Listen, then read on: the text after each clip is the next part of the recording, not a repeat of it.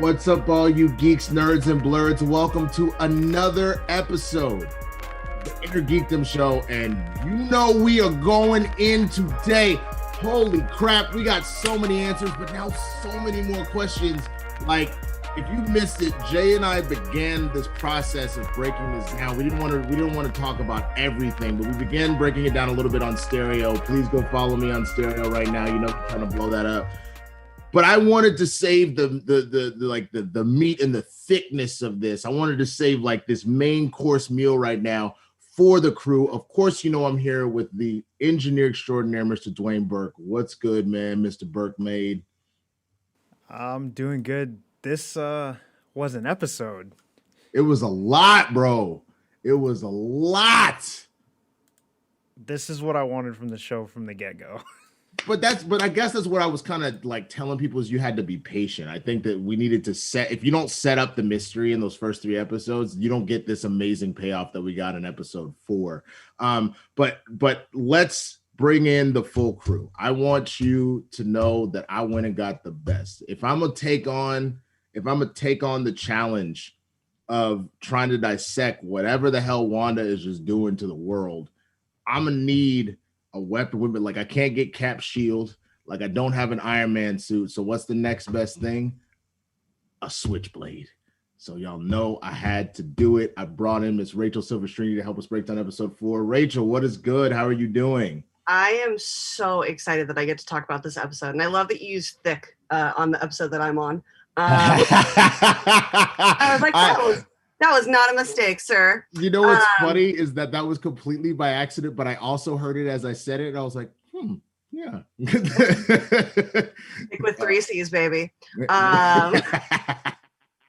I love this episode. I mean, I loved the first 3 episodes. You know, it was like that slow burn, but like, you don't cook a steak until you heat up the pan, you know? Like, and that's what those first 3 episodes were. You're heating up that cast iron, and then this episode just slapped that steak on it, sizzled like crazy. Like, I love this episode. Yeah. No. It was absolutely phenomenal. We got so much information in such a short period of time. A lot of our conspiracy theories answered. A lot of them, we are now more confused than we've ever been. So let's just jump right into it because we've got about an hour now. Please send in your STREAMLABS, send in your super chats, those Schmoebots. We will begin playing them all at 9:45. First of all, that is how you support the show. Is by sending those in, so please do that. But that's also how we can hear from you directly. What theories do you think are going on? What thing happened in this episode that you're like, holy crap, I can't believe this is going on the whole time? That's crazy. Or wow, we didn't get any answers whatsoever. So send those in immediately. And then on top of that, if you haven't already, to the podcast listeners, what's good? Glad to have you here. If you're watching this on YouTube, after we're done here, go to the podcast, hit that subscribe button, let people know that this is the go-to place you've been coming to for these WandaVision reviews, because that is another way that you can support the show. The more podcast viewers we have, more sponsors are like, yo, they know what they're talking about. Let's like hook them up with some sort of deal. So either of those things help support the show. Please do that. Much love. Let's jump right into it. So the title of this episode is We Interrupt This Program, which I think is a brilliant title, obviously, because we are taken out of the world of Wanda. We are taken back into the real world. And we start off with I refuse to call it the blip. That'll be the only time I refer to it as that, because I think it is a stupid name. I thought it was funny when it was done by the kids in the high school, because you know how kids come up with stupid names for things. I was like, that's fine. But as the official de facto thing that we're referring to, like, that is so stupid. You could have called it the snapping, the dusting, like anything. But the blip, kiss my ass with that. That's the only thing that Marvel the MCU has really done that I'm like, nah, do better. Stop trying to make fetch happen, guys. Just stop. Thank you. Stop. So I will be referring to it from this point forward as either the dustening or the unsnapping.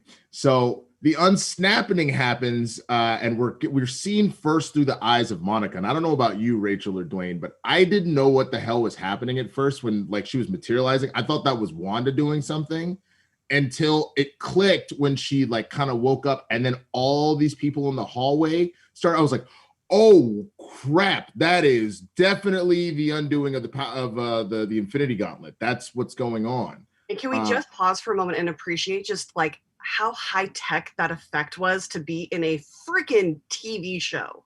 Like, yes.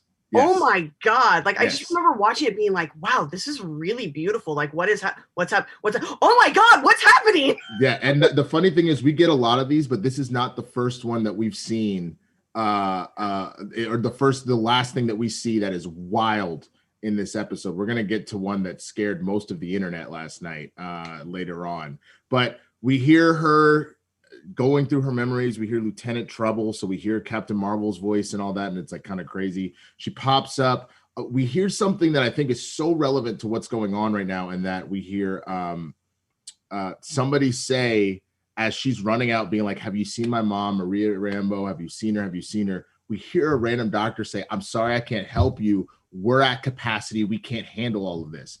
When I tell you, I got like weird COVID ICU chills where I was like, like that's like you. I know you shot this since we've been in the middle of this. I don't know if that was intentional or not, but that like chilled me to the bone, to be honest with you. It definitely brought a tear to my eye a little bit. Like my heart jumped into my throat, and I was just like, "Oh, that's too real, guys! Like that Too soon." That's a little knife right here between the rib cage. A switchblade, if you will. A switch. Well, yeah, a little clip of switch. Ah. Don't play with switchblades, guys. But yeah, it was such a real life, our life moment. Right. That they inserted. I don't like you said, I don't know if it was intentional or not, but it was such a perfectly placed. Nobody dwelt on it. It was a moment in time, and they moved on, and it was like, oh man, this sucks.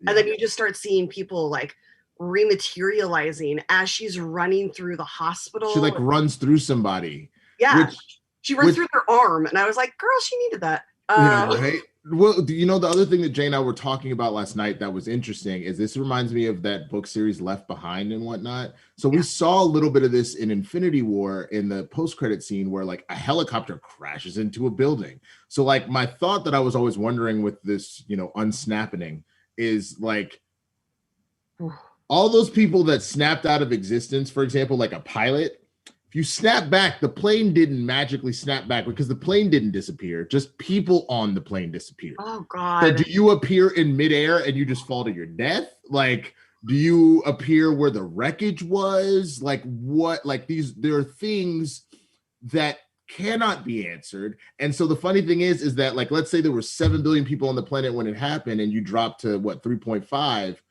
Yeah. You don't necessarily immediately bump back up to 7. A lot of those people, depending on the circumstances in which they reappear, like, yeah.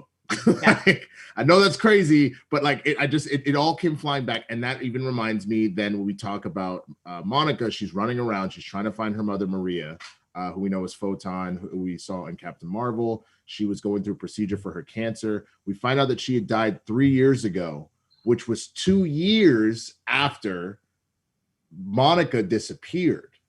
So Maria did survive her cancer treatment at that time when Monica disappeared, but then it came back and it took her 2 years after that, and which was very, very sad. You know, Monica thought she was just asleep, but we jump forward. We get the opening. There's no credit song this time. There's no title song. Makes sense. We're not visiting WandaVision today. And Monica goes into SWORD headquarters, which stands for Sentient Weapon Observation Response Division. We officially have SWORD involved in the show, despite, you know, we had all our clues, but now we have the official notification of that. We see the lower third again on the news that the blip brings back loved ones, all that kind of stuff. So the world is trying to deal with it. And we see it happen right now. Monica she's a captain. She tries to scan into the building, and, you know, Chad face over here is like, hey, if you don't work here, if you worked here, it would work. And it's like, bruh, are you a dumbass? Do you watch the news that's right above you? Clearly, she's probably somebody that was disappeared and now she's back. Like, chill out, bro. And fortunately, her homie, Tyler Hayward, who is now the acting director of SWORD, comes to meet her and be like, how do you not know who she is? Like, you know, she's royalty here. This is her home. And we find out that Monica's a captain herself for SWORD. Jump right into it. You know, Tyler's given her a rundown. It's been 3 weeks since the blip reemergence. He mentions that there was an astronaut program that Monica's a part of. Yes, go ahead. 3 weeks. What did I say? weeks. No, I'm just saying it's only been 3 weeks and since she's already she at found work. out that she was gone for 5 years. Her mom survived cancer, then died while she was gone. She's wrapping her head around all of this and comes back 3 weeks later. Like, girl's got a spine of steel. And then he also goes on to say about how, you know, half the people haven't even reported back, and half the people that have reported back, like, they're too scared to go up again. And she's back, raring to go. Like, that just tells you everything you need to know about Monica and Maria, like the way that she was raised, the fact that she is just this badass female. And I was like, yes, girl, but please don't break later, because I want you to stay strong. Well, and that was the other thing that was so dope, was the fact that we had a situation where look at these powerful women that have started these organizations. Peggy, you know, Agent Peggy Carter started SHIELD. The fact that Maria started SWORD and was that person, and that Monica was raising up in the ranks, just like Sharon Carter was raising up in the ranks after her aunt.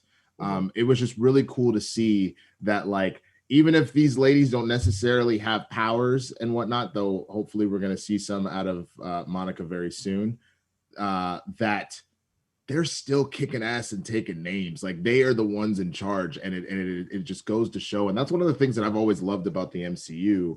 We've already kind of known that in Marvel in general, that a lot of the most powerful heroes, super or otherwise, are women. I mean, Jane Foster, as smart as she is, we're gonna talk about Darcy in a minute, who stole this episode.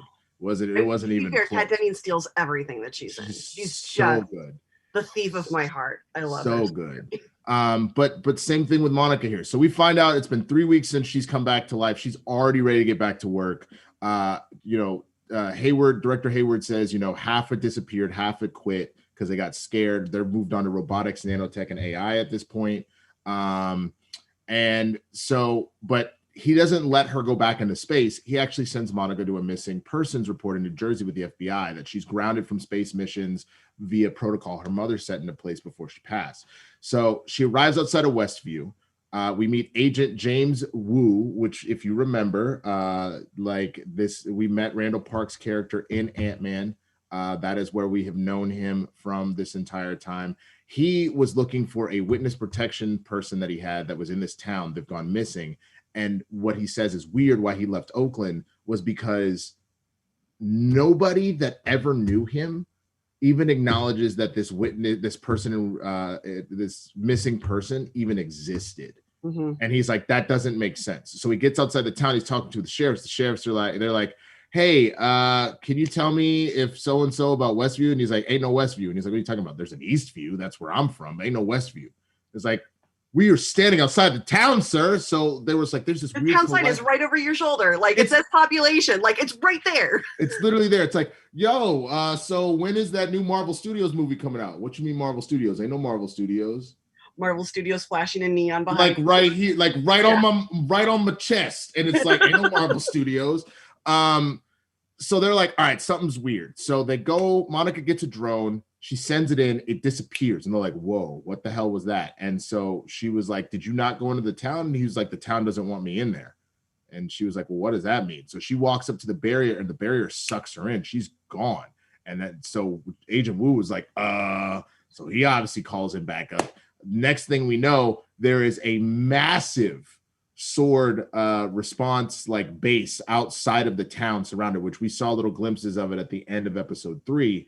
And here comes Darcy, and she's like trying to make small talk with some of the other scientists. And one dude goes, we're not supposed to talk to each other. So then she talks to the other two, and they all tell what they do. And he's like, well, I work in. She's like, nobody cares. Like, okay, so you're the Boy Scout. She's like, you had a shot. You blew it. Everything out of her mouth is so dripping in sass, and just like, I adore her. She's like the most sincere person ever, but just like the hardest pill to swallow for some people.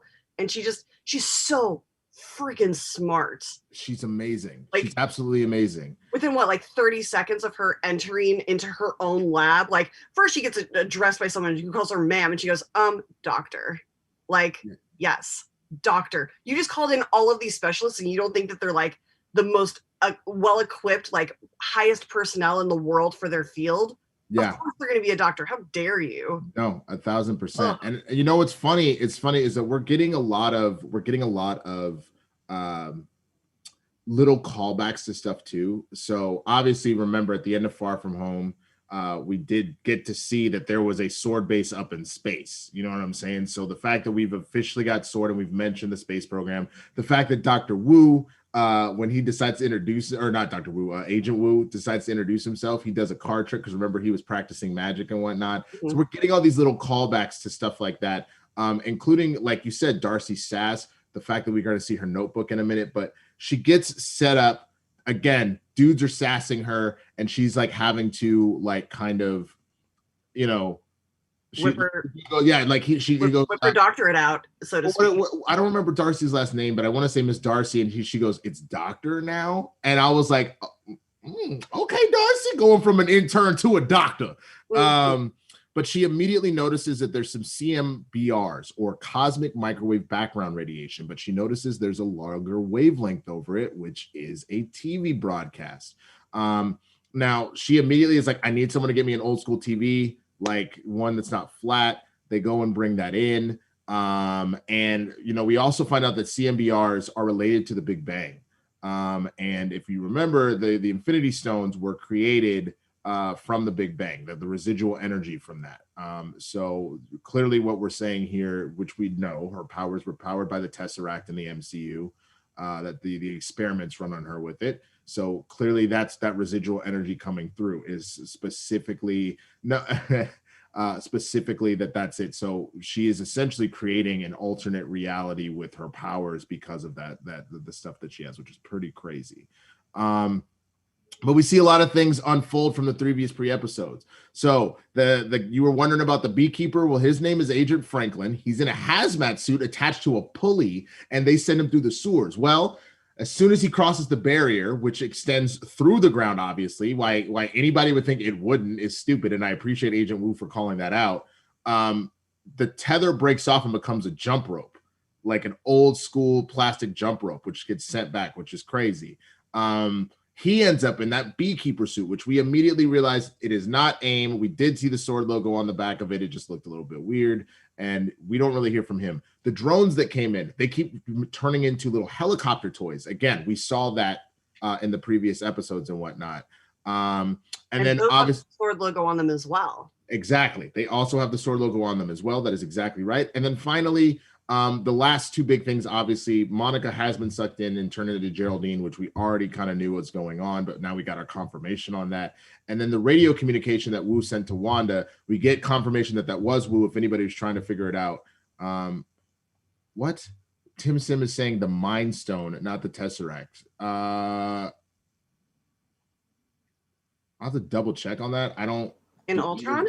As far as what pulled the powers out of them. Yeah, it was the Mind Stone from Loki's scepter.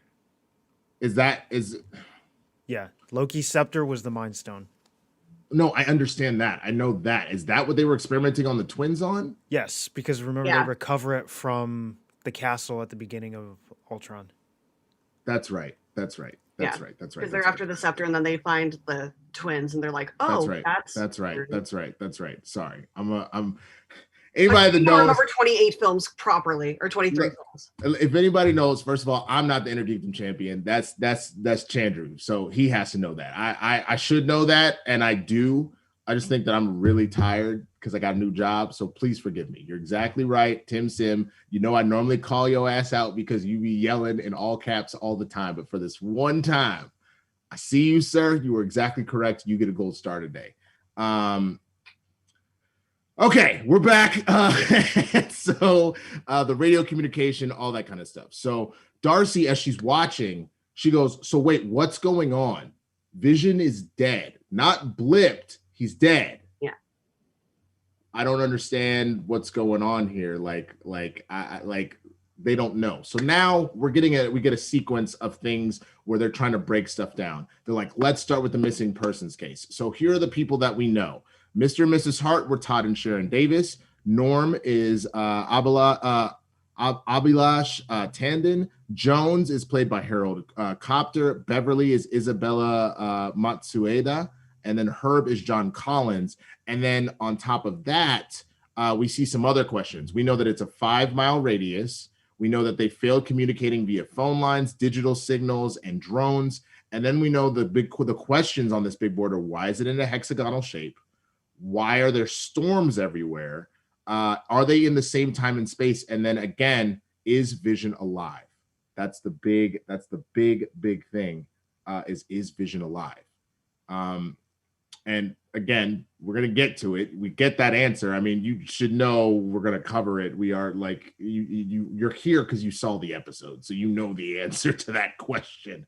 Unfortunately, by the end of this episode, but we noticed that immediately Monica has to play along, just like everybody else in the town. She didn't come in and go, "Let me go undercover." Yeah. Whatever brought her into this thing, she just is. I am now Geraldine. Period. That's just how this works. So again, we've seen the drone change. We see the signal. Like we see the swim club scene again when Wu was trying to talk to Wanda, and immediately everything, like, she just all of a sudden the signal just jumps, and it's the bloodstain question, and we're like, wait, what happened?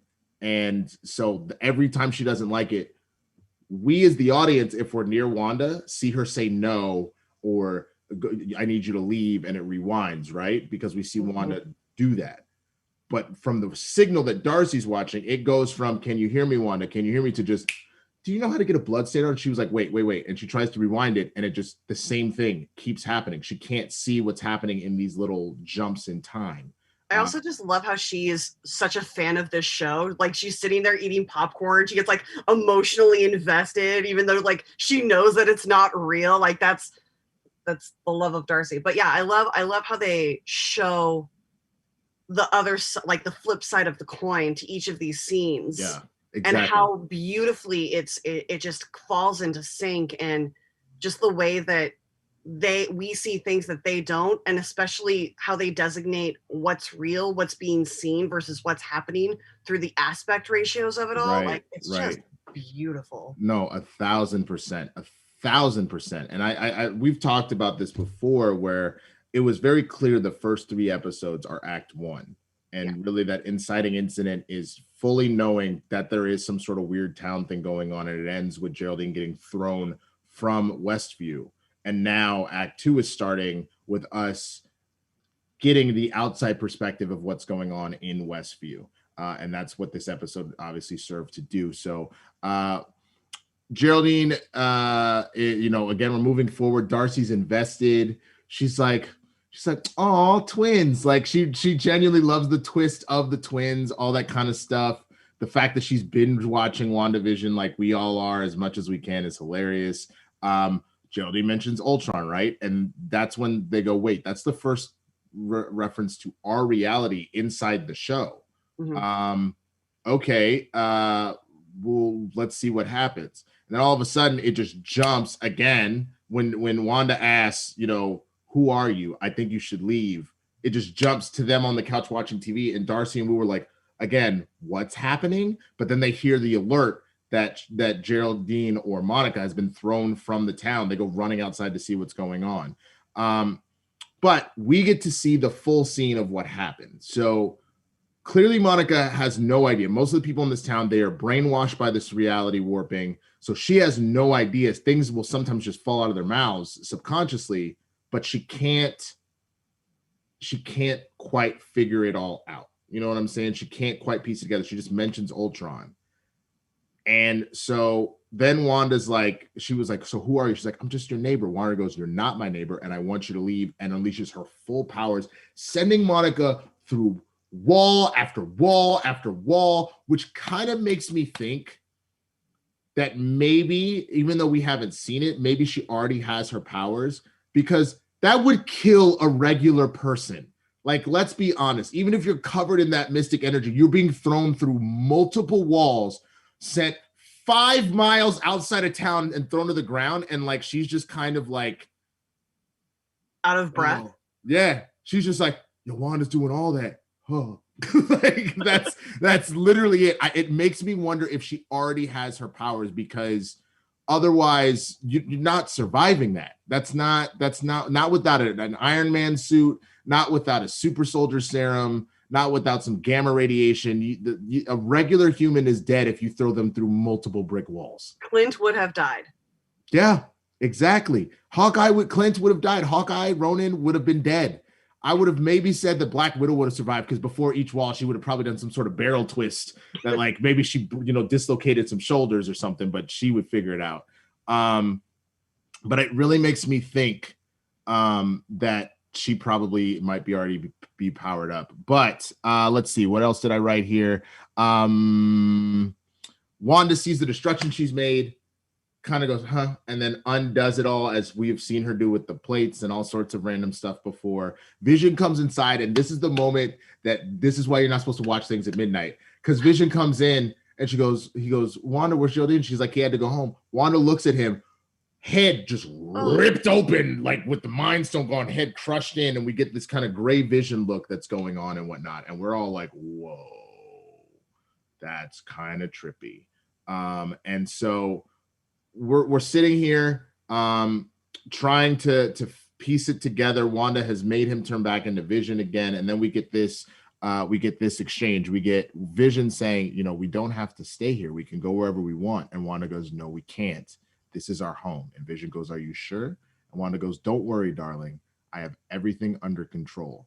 And then Monica follows it up with, to all of SWORD that came to find her, it's Wanda, it's all Wanda. And Vision's face really at the end, as he turns on the TV, kind of says it all. He kind of looks at first and he's like dead face, and then he's like, and then walks over. So clearly he is a puppet under Wanda's thing, but it makes me wonder if maybe somehow his soul, or because I believe in canon, I have to double check, like when we talk about like the Soul Stone and stuff, that we have seen that he does actually have like a soul. He is just essentially a synthesoid, but he has a soul. Wasn't that the reason that he could carry the Soul Stone? Exactly. Well, well, he didn't have the yes, he did. No, he had the Mind Stone. He had the Mind Stone. Yeah, confusing me. But all of that is essentially no, it's all good. It's all good. I'm just now I feel like I need to go rewatch everything just to like kind of reabsorb all that information. But his face says it all, that it seems like maybe he has been forced back into his shell of this destroyed body and just trying to move through it. So the other thing that we noticed is that none of that everybody in the town that we had met, we found an actor for. But we haven't necessarily found one for Agnes. That's the only one that's not brought up. So it's one of those situations where a lot of people are saying, and I agree, that we still believe that's Agatha Harkness, that reveal is coming sooner than later. A lot of people are suggesting that maybe that's the missing person that Agent Wu is tracing. That with Wu having some sort of connection now with Ant-Man, it's very possible maybe he also has a connection with Doctor Strange at this point, that he might know about random mystical stuff that's going on, et cetera, et cetera. So it further points to the fact that might be who's going on. But the only thing about that, though, that I think debunks that theory, they've seen Agnes on the TV. If that was Wu's missing person, he would have looked at her and gone, that's my missing person. So that's the only thing that I think debunks that a little bit. But I don't know about a little bit. Like, that's straight out for me. I'm like, no, if he knew her, he'd been like, even if he recognized her, he would have been like, oh, I've seen that face before. Like, dude's sharp. He's not stupid. He's also not under Wanda's spell. So like, it would have been an instantaneous thing. He would have immediately gotten it. So, and that was the other thing too, is that it was mentioned that it was a male missing person that they were looking for. Yeah. So my guess, because again, we've been told about it before, but we haven't seen him. My guess is that the dude from The Wire, Dominic, I can't remember his name, it was cast as the Grim Reaper. I think that this is one of those, when we say witness protection, this is like a former assassin, mob, like somebody like that, witness protection to like make a case, and it's Grim Reaper, Dominic West, that's his name, thank you. I think that is who the missing person is, and he's inside this town. That's where they hid him so that they could get whatever evidence, and that's where he's going to come into play, would I be don't know. my guess. If he's hiding from the mob, don't put him in Jersey. Like, that just seems like an idiotic move. Like, I'm sorry, but has nobody watched any mob movie ever?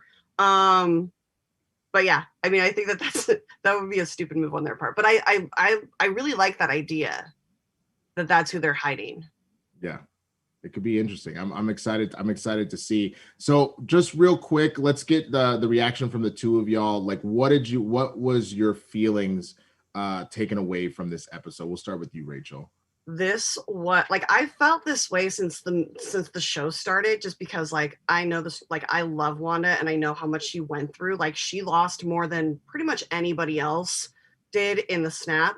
And so it was just one of those, or even before the snap or because of the snap, but I felt like this entire thing is just her powers manifesting her PTSD. And it's all just like this one massive delusion. And like, she's not even wanting to deal with it. And this is her way of not, because she is living the life that she never got to live with Vision. She's, married to him. They have kids. They're doing everything that they wanted to do while he was alive. And now he's gone. And we see that, like that recognition and that sadness and like that sorrow when she sees his actual face, and it's, the ashen and the Mind Stone is missing. And it's just like the saddest thing. I think the thing that I was most curious about, that I'm like, I want more information about this, please, was the conversation that Vision like interrupted between his neighbor and Agnes. Right. And I was like, oh, they know a lot more than they think, because the show started with them almost like them letting things slip, which almost seemed like a subconscious thing, and then them like snapping out of it and not remembering it.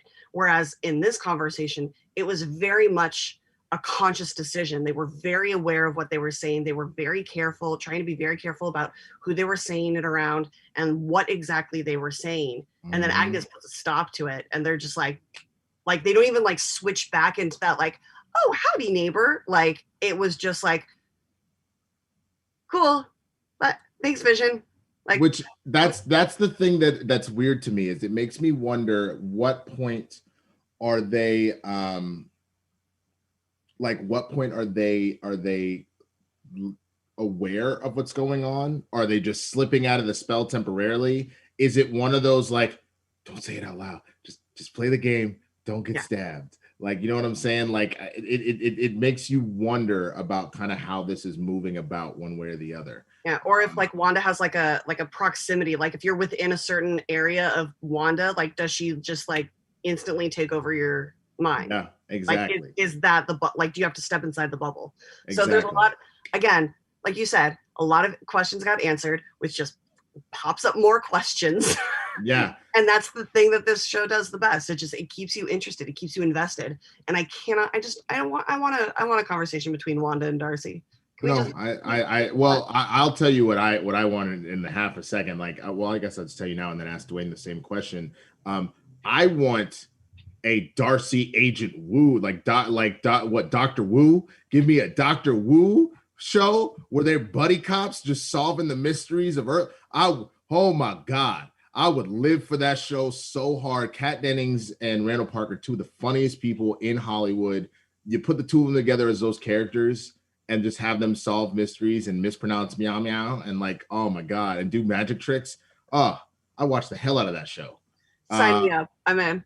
Dwayne, what about you, man? What was your takeaway with this episode? So with this episode, it answered some questions and then left us with some confusion, I would say, about some of the especially some of the fan theories or some of the theories that we put out there so far. Now I'm a lot less sure about Mephisto showing up in this show.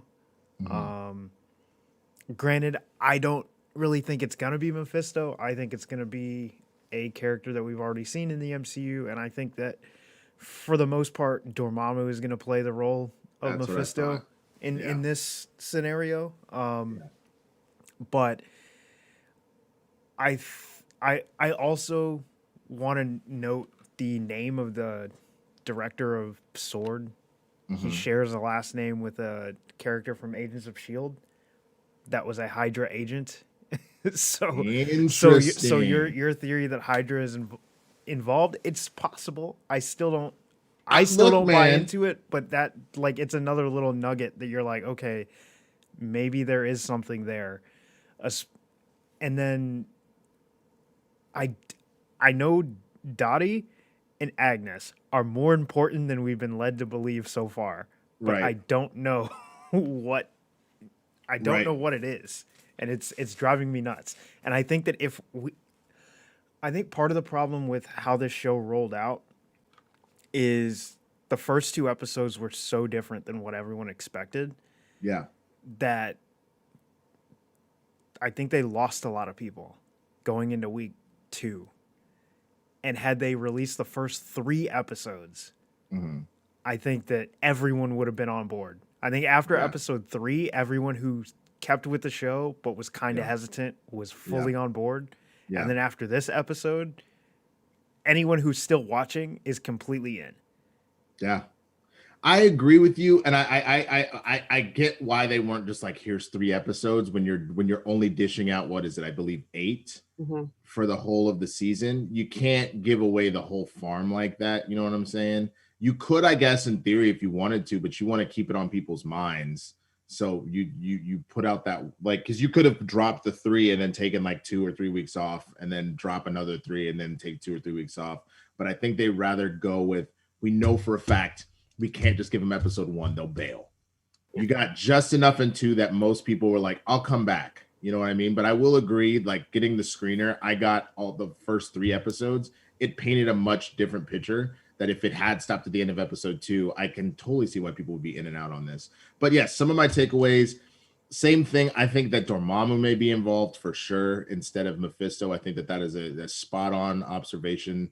Dwayne, I kept trying to tell y'all that Hydra was involved. Like I like remember, like, with him being with Wanda and Pietro being made by Hydra.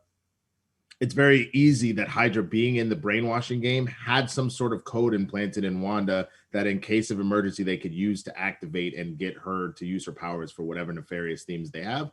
But I am curious, is it possible, because Jay and I talked about this last night, Wanda was at the final battle with Thanos and was very competent and functioning. She was like, you took everything from me, and was ready to rip Homeboy's head off, and almost did it if he didn't send down the bombardment to stop her. So it was interesting to watch that happen, to see them just being ripped, to have her be in that moment, to be at the funeral of Tony Stark and talk to Clint, and just, she's still not doing okay without Vision and without Widow there, but she seems okay. So my question is, what point, and I think this is the big question that we were left hanging with, what point set all this off? We know now that Wanda's doing it, but what happened between that funeral and now that she has just completely unraveled and decided to lock herself in a mystic cocoon? You know what I'm saying? Like, what could have possibly happened to her in that time? Like, we know she's clearly still mourning the death of Vision, but like, did she go back to Wakanda? Like, was Vision body still there? Did she go back to Wakanda and see his dead body and she snapped? Did somebody use a Hydra key phrases and turn her into like kind of a mystical zombie? Like, did Dormammu, what? Now, this is the thing that I think is interesting, and this is why I'm glad I read not just like, I'm about halfway through House of M right now. I read the complete works of Vision and the Scarlet Witch. It was like 500 pages long. It was great, but like, good Lord. The opening story in that collection is about how Vision and Wanda end up declaring their love and getting married by the time that book is over. Dormammu has kidnapped Scarlet Witch. Vision comes to save her, and Dormammu is out here like, nah, son, I'm gonna rule this world, and she gonna be my avatar to get into this dimension. So boom, hey, Avatar, go kill the Vision. And so Vision and Wanda end up fighting each other, and ultimately Vision is able to shake her out of it. She banishes Dormammu back and all that, and then they finally they do it like both in a fight, but also admitting their love for each other, and then they get married. So it's very possible that we're having a situation where, remember, Dormammu being trapped in his dark dimension because of that whole time loop that Strange put on him, is out here trying to use Wanda as a means to get into our dimension. It's very possible that he's using her as a conduit in order to get himself back into Oh, there's a deleted scene apparently that Wanda collected Vision from Wakanda. Oh, That's what someone said. And that's how the show started. I gotta go back and see that. If that Romaine, if that's the case, let me know. I'm assuming Endgame is where that is, but let me know. I want to check that out for myself. Well, here's my question. So we know that by the time they get to West Side, that it's more, it's like 3.5, 4 weeks after the unsnapping, right? Westview. Westview, yeah. Yeah. Like so it's like basically like a month. When was Tony's funeral after the snap? It must have been pretty soon after. It should have been like a day or two, right? Like they get him back to Earth. The Avengers are already there. Everybody puts him in the ground. So we're talking about everybody was like, in Wakanda, kind of isolated, very focused on that one thing. So when the unsnapping happens, like she probably hasn't mentally dealt with it by the time of Tony's funeral. She's still kind of like grieving a little bit, like she's just starting to feel things again. So for her to have fully snapped and gone into this like isolation bubble of like PTSD protectiveness, I totally get it. I don't see her like current situation being something that Dormammu would be controlling. I think that because of all of the energy that she's extolling, it might like trigger him to be like, dude, there's something going on over there. Like, I'm going to try and check this out and see if I can use this to my advantage. I think that might be more of like a way for him to get into our dimension. But like, I honestly think that right now we're just dealing with her broken psyche. I think, and you know what I think? My guess is I like this Dormammu thought. I think we might be looking at like an Ursula Ariel situation where Dormammu was like, yo, I can show like, or a Palpatine, like Anakin, like I can show you how to bring him back.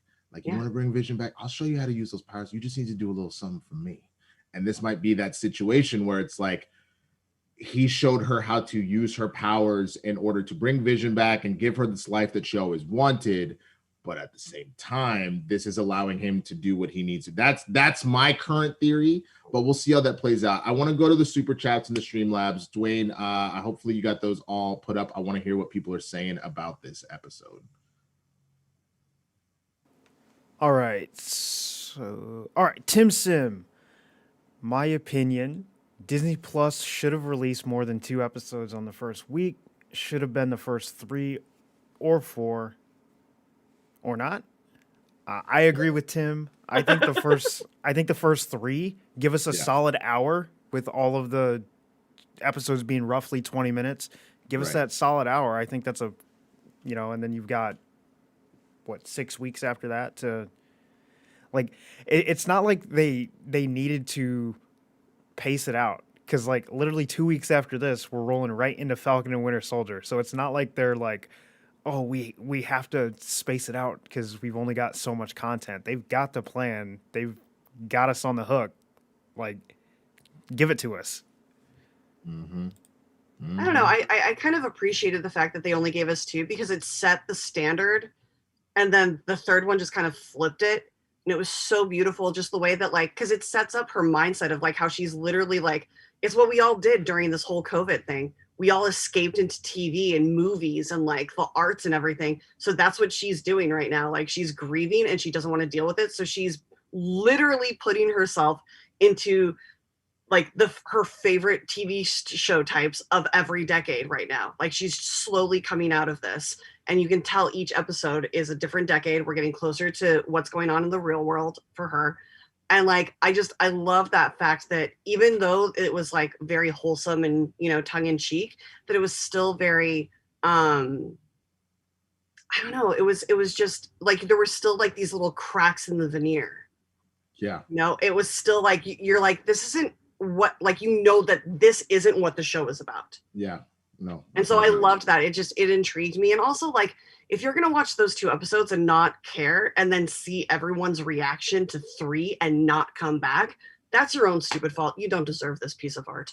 I agree. I 1000% agree. Dwayne, keep them moving, man. All right. Bruce Banner, Westview, WV, WandaVision. I mean, I we said that week one. So.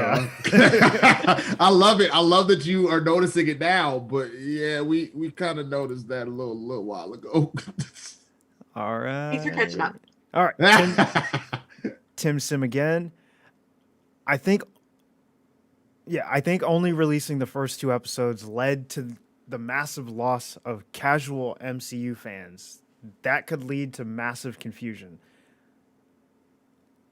I think we kind of covered that already, but yeah, that's kind of what I think is this show, had episode 3 not been as good as it was, would kind of be like Stranger Things for me. I did not watch the first 2 seasons of Stranger Things. I didn't watch Stranger Things until season 3 came out because I heard all the talk. I heard how great it was, but I just didn't care. Like, and if you don't get me in the first 3 episodes, I'm done. Like, I'm not going to keep watching the show. And I think episode 3 saved them for some people, but the first 2 episodes did lose a lot of people. Yeah, I can understand that. I can totally understand that. And that could be a debate that we have for a while to see, because we actually have to see how this plays out. Because it's one of those things that, again, if you're in a situation where everybody, again, if I'm on Twitter, Rachel's on Twitter, you're on Twitter, if we're all on Twitter being like, my God, this is the greatest show out of 2021 so far, like it's winning the Emmys, like this is what we've been missing. The number of people that have said, I didn't realize how much I missed these characters until now. We didn't get any MCU last year. I did not know how much I missed them until right now. That's that type of thing where if you don't, like you said, come back to it, Rachel, if you said that, if you don't come back to it after hearing that, that's on you. That's like, I get why you left in the first place, but people are telling you that it takes a tone and you just got to power through. So I get it, but I think that you're allowed to take those risks because it's the MCU.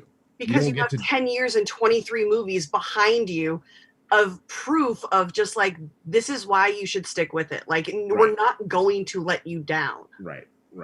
But anyway, Dwayne, what's the next one, man? Let's see. Got lost for a second. Okay. Tiffany F. The episodes being dropped slowly made this episode hit huge in a way that it wouldn't if this series was released all at once. My mind is blown. Just like Visions. Ooh, too soon. God darn it, Keep it going. Eric Alvarado. Thoughts on Roxy's take of falling into the crazy woman can't control her emotion, goes crazy trope for the show. I don't agree, but I understand. I mean, I'll defer to Rachel on this one. Like, I'm not going to try and speak for women and how they feel about this, but I'll give my take, but I would defer to Rachel first. I'll utilize my uterus on this one. I think that's a trash take. I think that she's not crazy. She may have snapped a little bit, but she lost her twin brother and the love of her life in like a matter of like a year. And then like everybody longer, right? Like Ultron up to Infinity War. I want to say it was like a couple of years. Was it? Because like, let's see, you had Ultron, then she's been a part of the Avengers for a while because then you have the incident with Civil War, so she accidentally kills all those people, right? Like, you know, and then she's been put through a lot. So for her to snap is completely justifiable. She's not just like, my man cheated on me and now I'm gonna kill everyone. Like that's not like that's like a crazy woman. She's grieving and insanely heartbroken. Like, I do not think that she's like, I can't agree with that. And where I also disagree with that is we've seen people like, I get that is a trope. I will not pretend that's not 100%. Something that happens, but we've seen stuff like this happen with people with mystical powers or supernatural powers doing this. And even in Marvel, maybe not directly in the MCU yet, but like, think about, for example, how Onslaught even becomes a thing is because Professor X snaps. He finally can't take it anymore, obliterates Magneto's mind in the course of that creates a whole new evil ass entity that is the powers that are unbelievable. So we've seen that kind of stuff before. And considering most of us are realizing that, yes, Wanda is in control, we're like, nah, there's something else going on. Again, I can see an Ursula Ariel scenario where Dormammu, Mephisto, whoever is manipulating her to do this. And so I don't know. That's a hot take that I just don't agree with. But again, I'm not gonna go at it as hard as you did. I will let you do that. That's not my place to do that, in the same way that if, someone wanted to make like it was a black commentary and I was like, that's wrong, I'll go all in on that shit. I'll be like, nah, you wrong. But I can't say the same. But yeah, I think she's just heartbroken and doesn't know how to deal with it. And everyone that she's loved is dead. So she's doing whatever she can to like keep the fragmented pieces of her mind together. I think. I mean, the same thing has happened. What about the Hulk? Because you can make that. People make the comparison all the time that the Hulk. We joke that he's essentially a black man. He just wants to be left alone, but people keep messing with him. And then when he wiles out, they're like, "Look at this angry monster!" Like people have made that comparison too. Would you say the same thing about him? Like when World War Hulk happens and he comes back and just decimates everybody. You murdered his girl, the entire planet that he had become like friends with and like become their savior and whatnot. Like it's one of those situations where you're like, well, that's just an angry black man raging out trope. It's like, nah, like it's justifiable why this is happening. We don't say that about the Punisher, where he just gets a bunch of guns and just shoots up everybody and go, Right. So anyway. He didn't snap. His family was killed. He's seeking revenge. Like, no, just let people deal with their emotions the way they need to. Yeah. It's fine. Anyway, what's going on, Dwayne? What else we got? All right. Afrofuturism Productions. So I guess I will be the one to ask it. What happened to the people who blipped while making the beast with two backs? Bro, because especially remember, people have moved into other people's houses. So imagine you're in your bed, and all of a sudden, poof, and then there's two people just banging right next to you, like, what the hell? Or just one of them. First of all, could you imagine having sex and then all of a sudden you're just covered in dust? I kind of want to just like, I feel like this is a sketch that hasn't been done yet. I really just want to do an unsnapping, like moments that people just randomly appeared in. Like, I feel like that would be hilarious. Well, one of the things that I mean, this takes it in a sad direction, but one of the things that I was thinking of when Monica was running through the hospital was like, oh my God, what about the people that were in open heart surgery when this started? Like, I said that, yeah, I had mentioned that too last night on stereo. Oh my God. Like you're like, all right, count down from 10. And you're like, great, the surgery's going to go fine. I have a really good chance of surviving this surgery. Everything will be good. And then in the middle of it, half your doctors disappear. Oh my God. Like, again, you don't get that person doesn't get unsnapped. So we got to keep it moving. Yeah. All right. Oh, Jesus. I keep losing my place because more come in. All right. Patrick O'Grady, meta commentary on nerd culture. The government straight up screenshotting clips of Wanda's show looking for Easter eggs. That's actually hilarious. I love that. Yeah. I love that. Tiffany F. People wonder why this show's budget was so big.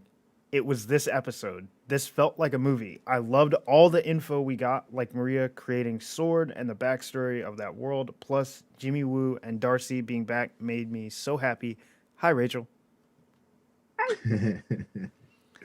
Aisha Kenya. So the acting director, Tyler Hayward, is definitely up to no good. Yeah, I would put I think he's up to no good as well. Afrofuturism Productions again. Monica is still wearing the old clothes, showing that Wanda can manifest things into reality. Mm-hmm. Well, it's we already got that earlier in the episode. The jump rope came back as, or the tether came back as a jump rope. But yes, we are seeing that whatever leaves this thing, a lot of that stuff kind of remains. Brandon Dunlap. I love how S.W.O.R.D. is asking the same questions as they watch it as we had when we watched it the first time. It's so amazing. Really well done. 1000%. Sorry, if there's more of a question, I'll get to it. We got 4 minutes, so I'm letting Dwayne just kind of go through them, y'all. All right. Why for you write me, I guess. Like Darcy, I've been wondering why WandaVision is being broadcast, complete with commercials and credit. It could be a cry for help, but seeing disruptive elements being edited out seems like entertainment for someone. I've been hoping for Mojo. That would be wild. But I don't know if we're ready for Mojo yet. No. Yeah, I don't think not in TV format. The only reason why I wouldn't hate the idea, remember, we're dealing with Sword. Mojo being an alien, it is possible that that's kind of what's going on, but I don't know if that's what we're really seeing right now. I did appreciate the fact that they were broadcasting the credits, and I was surprised that they didn't mention anything about like researching them. But yeah, no, I agree. I wrote it all down in the first episode because I thought it'd be important later. So we'll see. But yeah, I don't know. Yeah, I don't think we're ready for Mojo, and I'll just leave it at that. I mean, because if you do, the main avenue for Mojo more than anything is the X-Men, and they've made it very clear they're not ready to bring mutants in fully yet. So, all right, Roger, enjoy the show very much. What is up with Monica during this show? When she appears in the hospital, I won't use the word you hate. She knocks over this guy like she was a linebacker. Then Wanda knocks her through a house for over a mile with no injuries. Telling you, she has her powers. Yeah. I tried to tell y'all, fam. Like I think she has her powers already. Lieutenant Trouble, bro. Or she's starting to discover them at this point. Yeah, that's either that. I think there's going to be a lot of consequences of the snap that were unforeseen. All right. Thomas Gladstone. I only realized after the episode that it wasn't meant to be in German. There was me watching it with the subtitles thinking it was some weird Hydra crap. Oh my God, that would have been hilarious. Holy, that is my favorite Streamlabs super chat ever. What a great mistake for him, though. Like, right? Honestly, like that's perfect. So in sync. Esteban Miranda. Happy Friday. Couldn't sleep, so watched the episode in the morning, and damn, did that opening get the episode going. Yeah, it really did. We were immediately thrown into it. Absolutely. Afrofuturism Productions again. Don't forget this ties into Doctor Strange 2. I believe Wanda will rip open the multiverse in search of another Vision or her real kids. Interesting. I have a theory along those lines. I think that the snap affected more than only our dimension. Well, the only thing about that is that it's been known that there are Infinity Stones in various dimensions. Each dimension has its own set of Infinity Stones, and the ones for 616 do not affect the ones in like 3241. So like those are different timelines, not different dimensions. What if we find out that one of the stones was from a different dimension, though? Would that affect that dimension? I don't know. I think, but like I don't know if I agree with that theory because again, the stones only affect the dimension that they're from. They don't affect the anything other than their home universe. Again, sorry. Yeah. Those are timelines, not dimensions. I meant universe. I meant universe. I meant to say the 616 universe and shit. Like it doesn't. I gotta stop swearing. Yeah. But like it doesn't go to the. It doesn't affect the other universes. Yeah, that's what I'm saying though. But the Dormammu in this MCU was also affected by the snap because he's part of the universe. I see what you're saying. That's what I'm saying. I think that I see what you're saying. It affected more than we know. All right. Marvel Man Mike. It's not exactly an earth-shattering clue, but I noticed and appreciated that Monica's sword drone was in the Captain Marvel colors before it changed to the Iron Man coloring. Big fan of you all, Winston, Dwain, and Rachel. Respect from the UK. That's what's up. Appreciate it. The Rose Quilliam. If things that change inside of Wanda's vision can stay that way when they exit Monica's 70s outfit, Vision could exit? Speculation. Well, there's a rumor in the supposedly this promo came out. I haven't seen it yet. That Vision gets outside the barrier, but he apparently just immediately drops dead when he leaves. So yeah. It depends. Maybe that scenario is, remember, he is just being pushed by her magic. So maybe that's what's going on there, but we'll get more obviously next week. What else we got? All right, go ahead. I think that's the things that are dead stay dead. Like, honestly, like you can't bring them back. Like, makes sense. All right, we've got Hut 359 just donated through Super Chat, so thank you. And then last one, Reinhardt, preach, Rachel. At this point, I don't think Kevin Feige should hold hands anymore. You had 10 plus years of MCU. You should know the drill and be familiar with the flow. Thank you.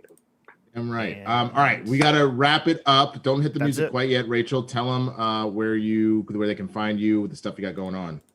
So I have a Patreon that I have Patreon, Rachel Silvestrini. You can join. We have a Golden Day at the last Sunday of every week of every month. So this month is going to be on Sunday at 4 p.m. And then I'm doing a watch along with Cass, with Ash Crossan. I'm so excited. We're watching Out Cold together, which is like our favorite movie. It's Sunday at 6 p.m. Pacific time. And then next Thursday on Movies, Music, and Mayhem, I have Ryan from Skybound. I'm very excited to have him on. We're going to talk about everything he does behind the scenes for Schmoedown and all that. And then, of course, later today is the draft. So we'll see where I end up. That's what's up. Mr. Dwain Burke. Tell him where to find you, dude. You can find me anywhere and everywhere on the internet at BurkeMade. If there's a platform and I'm on it, that's where you'll find me.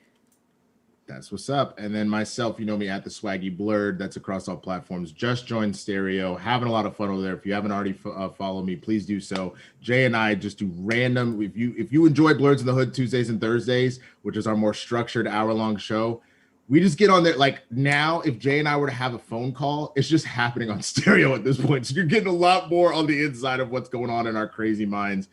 Blurs After Dark this Sunday. Twitch.tv/Blurs in the Hood.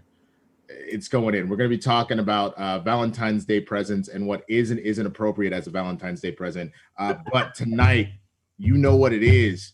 The movie trivia Schmoedown draft. You do not want to miss it. It goes down. The 8 factions are going in. They're making their choices of who they want to ride with them. Some people are going to get what they want. Some people are not going to get what they want. It's going to be chaos because it's war. Season 8 is war. So do not miss it. 5 p.m. Pacific. Go ahead and hit that music, Dwayne. I want to thank each and every one of you for coming out here, hanging with us today. Shout out to Rachel Silvestrini for joining the show. Shout out to my engineer, Dwayne, for making it all happen. You guys are what make this happen. So again, go subscribe to that podcast. If you don't already, give us a 5-star review. We're trying to get on that big board. If you can help us get there, it would mean the world. Give a like to this. Come on back next week. We're going to talk about episode 5. I am very excited about our next guest. I'm not going to tell you who it is yet. I want to leave it a little bit of a surprise like the rest of the show does. But with that, go watch some SEN Live. I will see y'all. Have a great Friday, Mother F's. Peace.